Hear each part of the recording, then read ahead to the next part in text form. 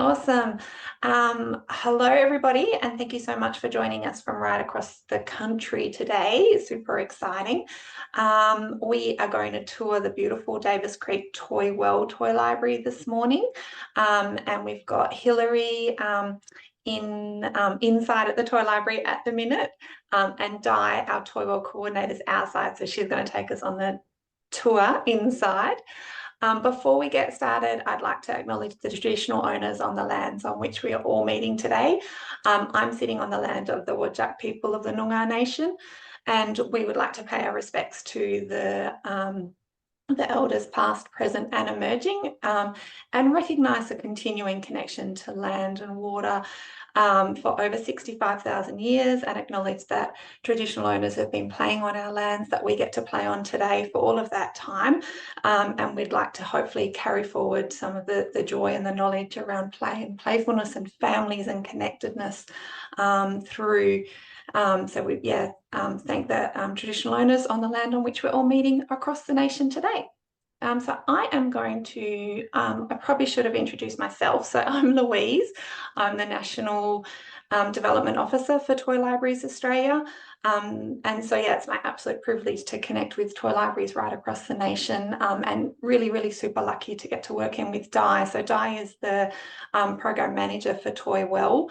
And she can have you'll get a good look at this Toy Well site. And if you've got any questions about Toy Well in general, she'll have a bit of a chat about it, but also any questions afterwards. She's here to pick her brain. So I'm going to mute and throw to you, Di. Okay, thank you, Lou. So I'm here at, which I might just turn my camera around. It is really bright and windy, so just turn around so I can see the camera. Okay, so here we are at the Davis Creek Primary School. Actually, turn my camera around like this. So it's the entrance to the primary school, and the hub is over here. And it's actually a pet hub, which is quite fortunate for Hilary because it's nice and brand new. But most of our hubs are actually in what were the schoolroom portables or demountables. With Toy Well, we have them in community hubs that are set up in primary schools predominantly, or schools that go to a higher level, but primarily primary schools. So they're set up in the community hub and in areas where there is a high refugee or general suffering hardship. It's a bit windy, I'll just get one before that. Have our sign out for the library and come round to the hub. Hopefully you're not going to get feedback. Going okay. So here is the toy library, the Davis Creek Toy Library. Hilary has toys out on the tables on display. Our volunteers would usually be over here, but it's not a toy library day to day, so they're not here. And then there's also, this is where Hilary keeps all of the toys, or at Davis Creek, in the cupboards. And at the end of a session, she'll pack all these toys back into that toy library or into those cupboards, which is a little bit of a challenge. So all the toys nicely labelled. And then when Hilary's running other sessions, close her doors and lock them, and that stops the children being distracted if she's got children here, or just keeps them secure for the next session. So I might just go over to Hilary now. So I'm going to hang up on this and we can continue.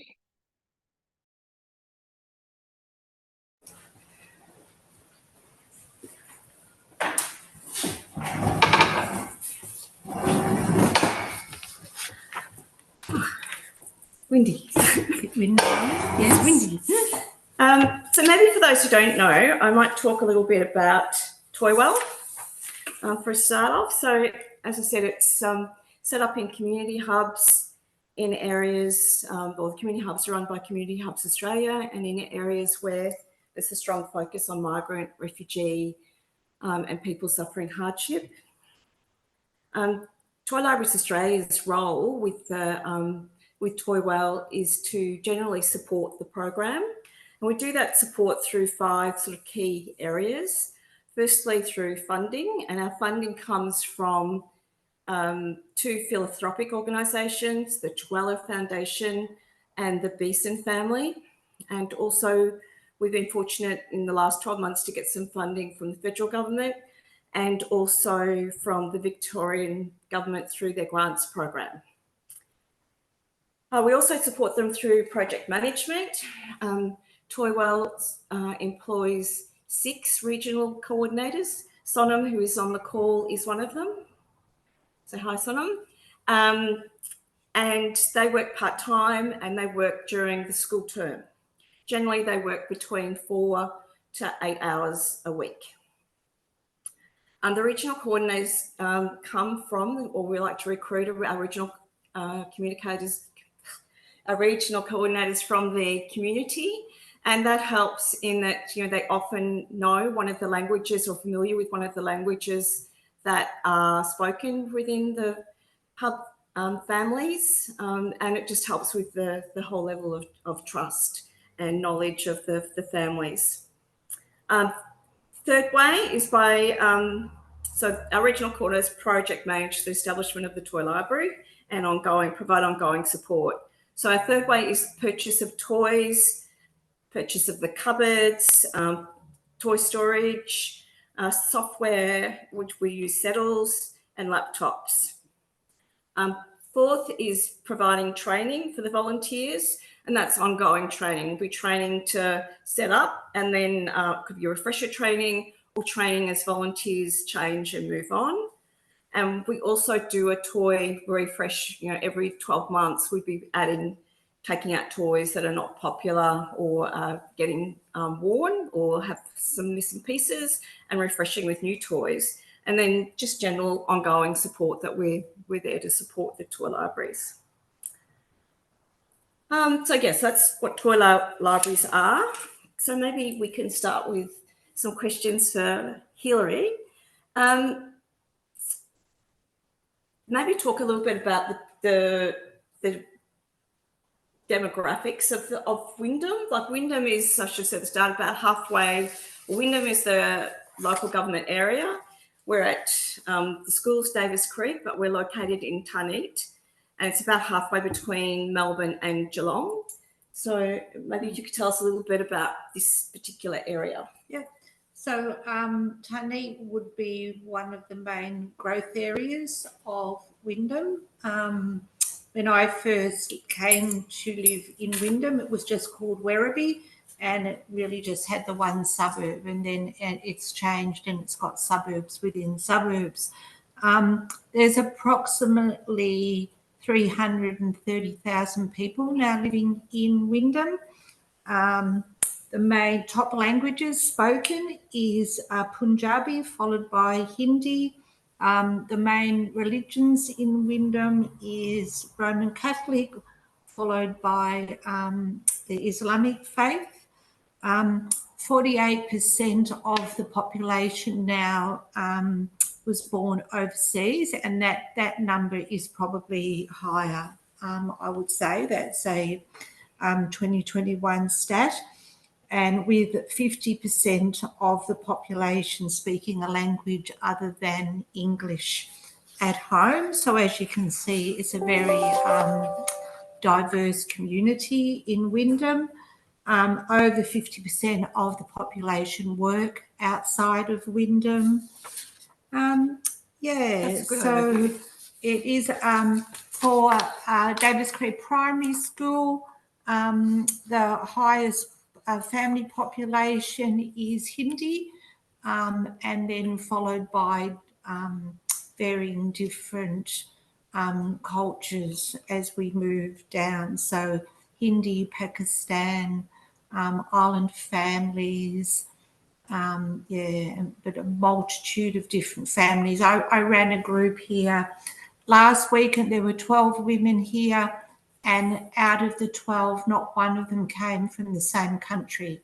So it just sort of shows how diverse it is, which is lovely. That one of our strengths, I think. This is a fairly new school, been here for approximately 4 years, and as Diane said, that the community hub was purpose built, which is really good. But because of that, there wasn't already a community connected to the school or to the hub. So we virtually started with no one coming to any of our programs or anything that we did to begin with. So it's taken a good sort of 12 months to lift our numbers and to get families coming and accessing the programs at the hub. Maybe you could tell us a little bit about those programs that you do at the hub. Sure. So started off with playgroup, knowing that it is quite a young demographic here, lots of families with preschool age children. So playgroup, and for our diverse language population, conversational English classes. We've now got women's exercise classes. I've been running cooking programs each term for the past 12 months. Some I've done myself and some I've had external providers. Just finished a program with Oz Harvest, which was fantastic.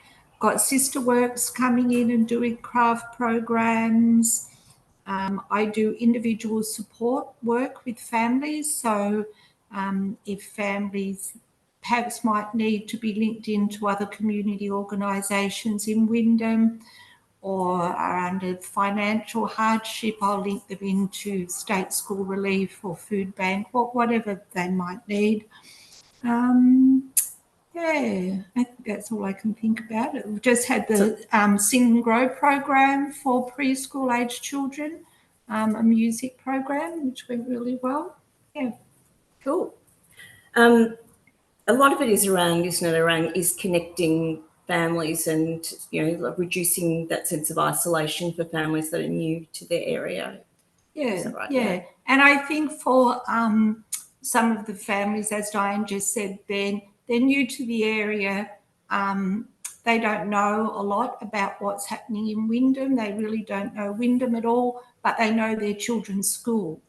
So they come here and they feel a connection already, and there is a sense of safety, I think, or familiarity to the school. So then they're more inclined then to come and come into the hub and to see what we do and to join in programs and perhaps put a bit of trust in into the hub and into me to assist them as well. Cool. And how long have you had the toy library here at the hub? So the toy library has been about 18 months up and running. Yeah. And that was great. It actually brought new families to the hub that weren't accessing other programs. So, and then by them coming into the hub to have a look at the toy library, to loan toys, then I was able to talk to them about, perhaps joining other programs or other things that they were interested in. But it also worked in the flip too, that families that were already coming to the hub, like for playgroup or other programs, were really excited when I said we were going to be having a toy library, that they would be able to access that for their children. Cool. So you probably covered off my next question, which was around what's the benefits of having Toy Library? Yeah, look, I think that bringing the families in, especially families that hadn't engaged, I think it has helped connect the families to the school, and that's one of the main purposes of a community hub, is to help make that connection into the school. And also, I think one of the other things with your playgroup as well, and hopefully with our toy library, is helping to get kids to be school ready. Yeah, definitely. Yeah, so that, and getting ready to go to kinder. We're fortunate we've got a kindergarten next door. It's not part of the school, but it's just right next door, which is lovely. But some of the parents had sort of said that they did notice that their children seemed to settle a lot easier when they started their kinder journey last year. The ones that have been coming regularly to playgroup. So yeah, cool. definitely. And I haven't done it this year just because I've had the singing program, but usually at the end of playgroup, I throw open the doors of the toy cupboard, and the parents can borrow a toy and take a toy home and return it at the end of playgroup. So it just makes it a little bit easier for those parents. So then they don't have to come back on the Thursday to do that. So yeah, that's worked well. Oh, cool. Yeah, that's good. So benefits we've spoken about. What about challenges? Are there any challenges with having the toy library? Challenges. So one of my challenges and one of Sonom's challenges I can talk about is purchase of toys, because the toys, as you can see, need to fit into that cupboard. So we've got to certainly be wary of what the size of toys are, and that's something we've probably got more, or getting better at, of making sure the toys are going to fit into the cupboard. So we generally don't have big toys at toy libraries. And the other thing, I'm not sure whether you've had this issue here, Hilary, but in some of our toy libraries, the families are really reluctant to take the toys. They might have a number of families coming to the hub, but they are reluctant to borrow toys. And that's because they're fearful about losing pieces, or their children breaking a toy. And they worry about, there's the potential of the cost, which we have to continually reassure them that there is no penalties. But also for some cultures, it's the lack of honour, or the loss of honour in having, borrowed something and damaged it. So that's sort of a bit of a hurdle for us. So it's certainly trying to then buy sturdy toys, and also have toys that don't have a large number of pieces. To me, ideally, the single piece toys, or the toys that have got, like, say, 5 pieces. Or the other thing that we're doing is, like with some of our larger Duplo sets, we might be just numbering a few of the key pieces to the set, like perhaps the figurines, the Duplo figures, and then it's a box of Duplo, to take away the fear of, you certainly said this, with people don't want to borrow the toy because they're worried about losing some Duplo. So that's what takes the fear away, that they don't have to count it, and also that the members are not counting 100-piece toy when it is returned. So yes, that's certainly. And then the other challenge, which I'll let you chat about, well, it's kind of like the good problem, is volunteers. Moving on. So that was, I'd had written about volunteers in 2 different bits about the benefit of the toy library, and one of the benefits was having volunteers last year, and how wonderful that was for the toy library, for the school, and also, of course, for myself, and for those other volunteers that found friendships from being together and volunteering with other peers. It has been wonderful having volunteers, and unfortunately, at the end of last year, all my volunteers have got jobs. Fortunately and unfortunately. Yes. Fortunately. So, and because a couple of them were volunteering at the toy library, I was able to be referee for them, which, I'm sure they had many skills and attributes that was the reason that they were successful in their applications. But part of it, they said to me, was having me as a referee, because they didn't have any referees in Australia. They'd never worked in Australia. So we know how important it is when we're going for employment, that we do have a referee. So it's been wonderful to be able to be on that journey with the Toy Library volunteers. And the Toy Library is the only area that I was actually being able to attract volunteers into the hub. So yeah, it did have a wonderful hook to power of bringing people in. So I haven't given up hope for this year. I'm on the hunt for some new volunteers. Yeah, it certainly is it's the good news story that comes with a little bit of sadness as well, like to lose someone that's very competent. But it is good because for lots of them, and some of our families can have qualifications, like Muna, who was helping out here, has a electrical engineer degree, but originally couldn't get a job because of her English was too poor. And then she joined a hub initially to improve her English speaking, and then went on to be a regional coordinator. No, went on to be a volunteer at the Toy Library, then a regional coordinator for us. And through that, then she got a job as a hub leader, like in a similar position to Hillary.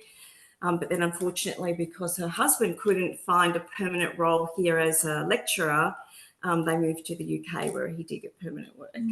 So that was sad for us, but great for Muna. But she has decided that it's this type of area that she wishes to take her career. Is there anything else that you would like to add, or that I've mentioned to you that would be good for you to talk about that I've forgotten about? Okay, so I think we've covered everything, haven't we? Yeah, it's just I know. How many families do you have? Okay, so currently we've got 24 families that are active, but when I had a look, we've had 60 registered in the year and a half. So that's that's pretty good, I think. And you certainly had, I know at one point there were, I thought you were up in the high 30s, 38 or something last year, but like with the hubs, with the new year, children are progressing on to school, and if that's the youngest member of the family, then everyone's focus shifts, and they sort of stop coming to the hub as frequently. And I think it takes a while to then build up again at the start of the school year. But you have been going really well here. And typically our hubs have something, or our Toy World Toy Libraries have something like somewhere between the 20 to 60 families using the Toy Library. And here I think you've got how many? You've got a bit over 150 toys, is that right? Yes. Yep. Yeah, that's right. So it's she said it's just sort of building those numbers back up again, which I plan to do next term. So I'm going to take my table into the school hall, the gym, when we have assembly, and set up a little Toy World Toy Library display and have my forms. I'll get a few volunteers, I think, to help me to do that. So just to sort of promote it with other families that may not realise what a toy library actually is. And in saying that, Diane, I have had to do that quite often to actually explain what a toy library is, because when I say, we've got a toy library, some families just look at me blankly, really, because they've never had anything like that in their own cultures, their own communities. So, just we can make assumptions that I could write something in the newsletter about the toy library that families might actually understand what it is. But they don't. So having that one-on-one direct contact, and for them to actually see it set up, see it displayed, but for me to take it out into the gym when we have our assemblies, I think that's a good benefit. Good idea. Yeah. Cool. So I think that's might be everything. About it, really. Yeah. So we're ready for questions if anyone has any questions. I don't know if you actually did say it and I blanked out, but how many toys do each family take? What's their borrowing rights And and memberships, time that's that a they good- have them? And is there such a thing as fines at all? That is a good question. Yeah. So no, there's no fines, which is wonderful. And yeah, families are a bit scared about that. And what you sort of said too before, Diane, about, you know, if pieces get lost or pieces get broken, just reassuring the families that it's okay and we understand. And that's what happens when we have little children, that, yeah, things do get lost and broken. And you know, the main thing I think is just asking them to, if they can bring them back clean, which is an important thing, or we check them and give them another clean over. And what was that other? And membership's free. Memberships are free, which is another good thing, because some people they have that thought already in their mind, don't they? If they're going to join something, that it's may cost them something. So, yeah, to alleviate that fear that there are no costs and no charges. That was the other thing you said about borrowing toys. Usually let families borrow 2 toys per child. So, yeah, at first I was a little bit nervous because I didn't really know how many families I would get coming all at once. And I sort of thought, oh, if they all take 2 toys, I won't have any toys left.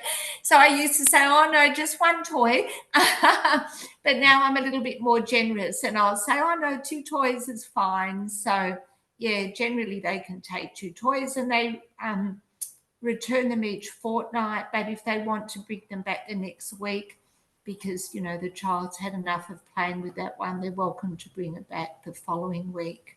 Yeah. Thank you.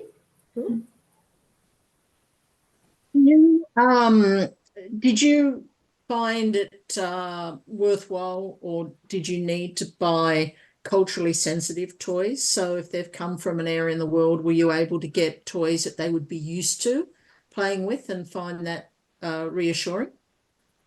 I have to say it is really, because a lot of our families are from sort of from sub-Asia type areas, it's really challenging to find toys from those areas. Or the toys that are available are felt or fabric. And so they're just not good for toy library. So it's a real challenge to be able to do that. So we haven't been able to do that. Do you find it's an issue? No, I don't really find that it's an issue, and I haven't had any parents comment on that either. I don't know about our dolls. I know I did in the playgroup. I bought dolls with different tones of plastic. Yep. So we do the one that's borrowed. Yeah, it's Hispanic, but it's sort of got a nice olive so I think tone skin. That's the main thing with dolls, that a child can see themselves within that doll, you know, that they're connected and that they're recognised. But with the other toys, no, the children just love them. And they just get so excited, and they're just I just sort of find that all the different cultures, they're all the same. They're all like dinosaurs, yay, and trains and cars, and yeah, that they just do connect in with them. But that's a good question, Louise. Yeah. Sorry about that. I just had a huge truck outside the door, which is why I just had to mute. On that vein, you know, we're looking at getting, if we can get, go away. If we can get money from DSS, I'm looking for special ed toys. So do you have requirements for special ed or sensory toys? I'm just going to mute again. Okay. We would like to have some of those in our toy library, but we don't. And it actually depends on the hub. So some hubs, like Campbellfield over at Hume, they have a number of children coming there with special needs or particular needs. So at that particular hub, we will try to purchase more toys that the hub leader or their occupational therapist sort of tells us, advises us that would be good.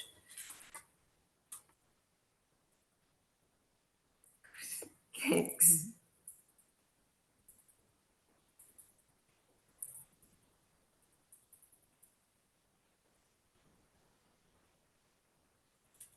Any other questions from the floor? If not, I might just make a check-in, I guess.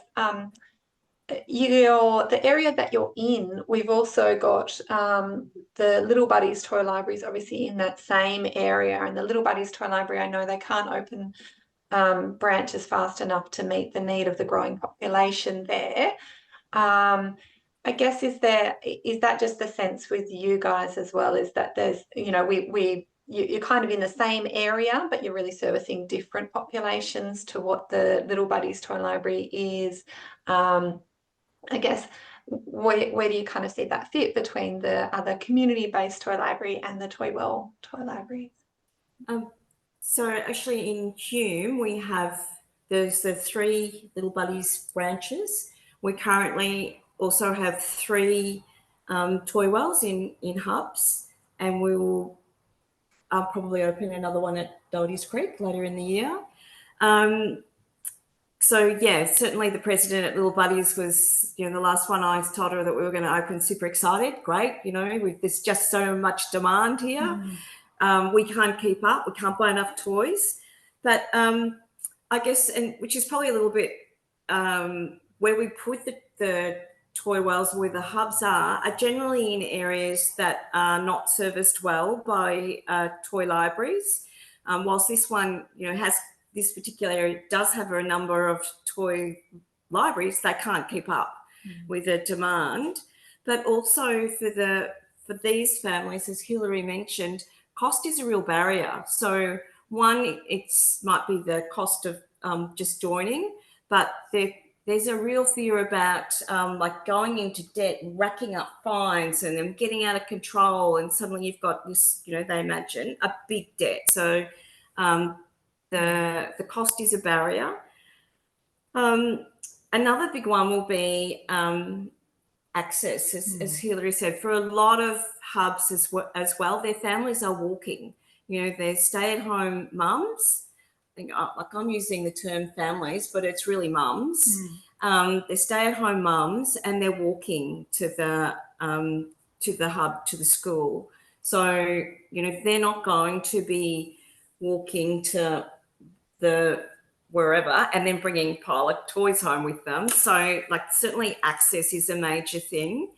And then there's just a fear of cultural acceptance as well. It can be that, you know, will people be cultural, like be welcoming to them, and also their ability to perhaps, if English is not their first language and they don't have a strong command, or they have a very basic ability to speak English, you know, whether they'll be able to communicate with the people that are running the toy library. So, you know, I would very much think that in most of our, or virtually all of our areas, all of our Toywells, the families that are coming to our Toywells are not the families that have been going to community hubs or are likely to go there. We would, you know, as is, I think, the one of the philosophies of a community hub is like connecting families with the community and the broader community. So it would be lovely if families felt like that they could, you know, move on, and, you know, they felt confident to join a community toy library. And that's another thing as well. And borrow bigger toys, because we don't have any of the big toys. Yeah. We don't have bikes or scooters. So we don't have any of those exciting toys. And like virtually every community toy library I know loans out more than 2 toys per child.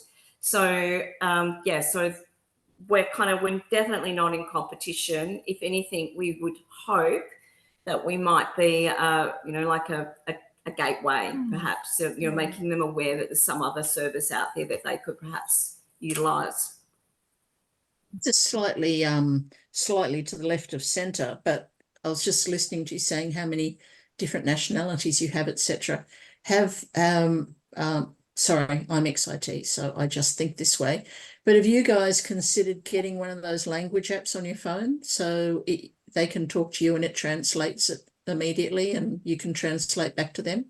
Would that help? I personally haven't had a problem being able to communicate, with families.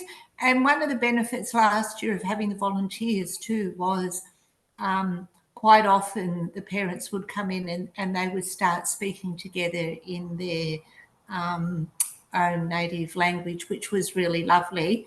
So it hasn't been a problem. And as I said, I think having that multilingual volunteers has helped last year. So because I don't have that, it'll be interesting if perhaps I do come up against that barrier. And thank you, Louise. I will use that if I need to get on my mobile phone. Just a thought, because people Yeah, traveling no, it's use a it good all the idea. time. Yeah, no, thank you. Yeah.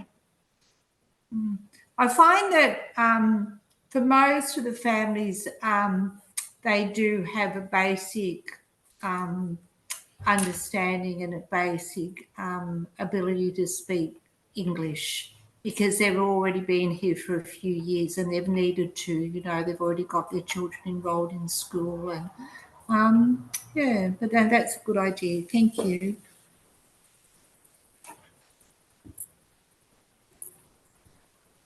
Amazing. Last call out for any more questions. I'm just going to end the recording here.